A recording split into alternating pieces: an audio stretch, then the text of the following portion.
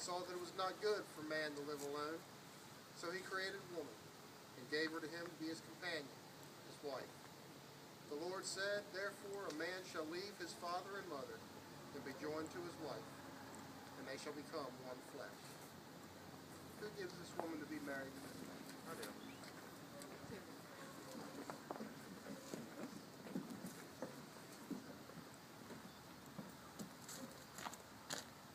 You may be seated.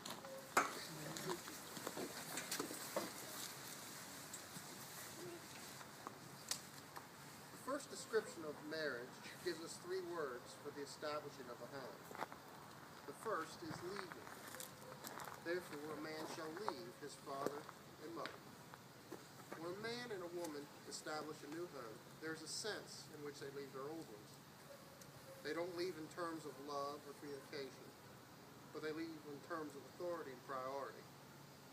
The most important human relationship for you now is the one you're establishing today.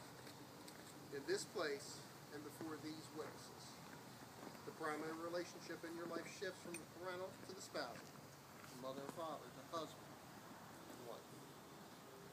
The second idea in Genesis 2:24 is cleaving. Therefore, a man shall leave his father and mother and be joined, be united, shall cleave to his wife. The word cleave means to stick like glue, to be devoted, committed to each other. Every marriage goes through difficult periods and challenging times. It's easy for love to grow lukewarm, then cold. Disillusionment can descend on the home like a smoky mat fog. That's why you have to remember that divorce is never an option. That the vows you are taking before God are holy, binding, and permanent. You are today deciding to stick to one another like glue, through thick and thin, through good and bad. We know not what the encircling years will bring, nor how life and labor will unfold before you. But whatever the passing seasons hold, you must always remember to keep your poise, guard your purity, find your place, and fulfill your purpose. Philippians 2:14 and 15 says, do all things without complaining and disputing, that you may become blameless and harmless, children of God, without fault, in the midst of a crooked and perverse generation, among whom you shine as lights in the world. But that leads to a third concept in Genesis 2:24, weaving. The verse goes on to say that the man and the woman who leave their parents cleave to one another, should then become as one. They should weave their lives together. Marriage requires developing common interests, common hobbies, good communication, time together, frequent dating, and growing love. A wedding takes 20 minutes to perform. A friendship takes a lifetime to perfect. In your marriage, walk worthy of the calling with which you were called, and with all lowliness and gentleness, with long suffering, bearing with one another in love, endeavoring to keep the unity of the Spirit in the bond of peace. And in your marriage, putting away lies, let each one of you speak truth with his neighbor, for we are members of one another. Be angry and do not sin. Do not let the sun go down on your wrath, nor give place to the devil. Let no corrupt word proceed out of your mouth, but what is good for necessary edification, that it may impart grace to the hearers.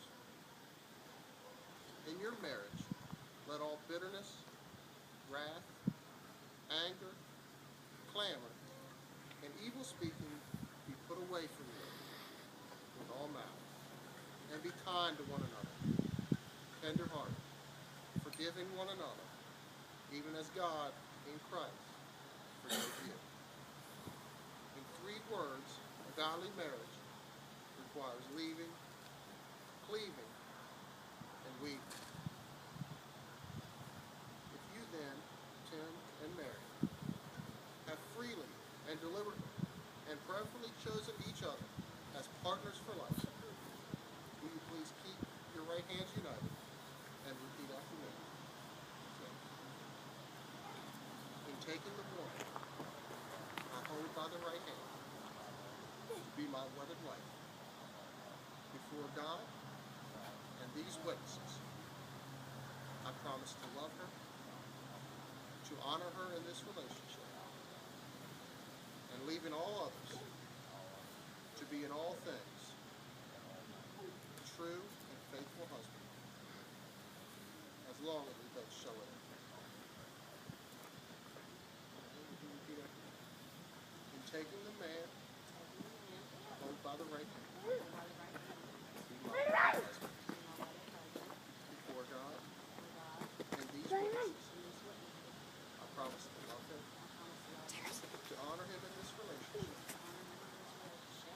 and leaving all others, to be in all things a true and faithful wife, as long as we both shall live. Then you are given to each other, the richer, the poorer, the better or worse, in sickness and in health, by the grace of the Lord Jesus Christ. I have the ring, please.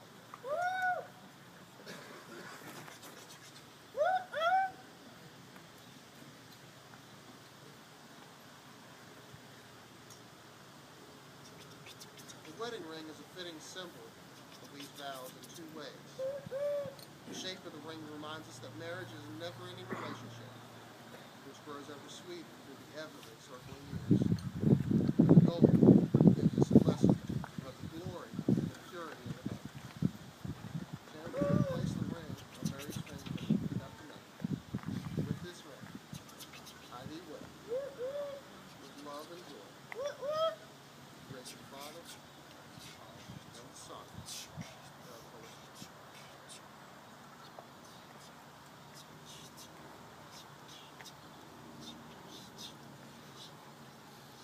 Now you can place the ring on Tim's finger and repeat after me. With this ring, with love and joy.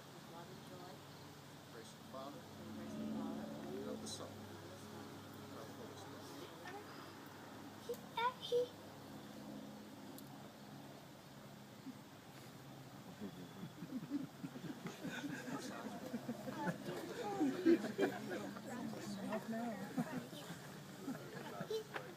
Now, upon your mutual promise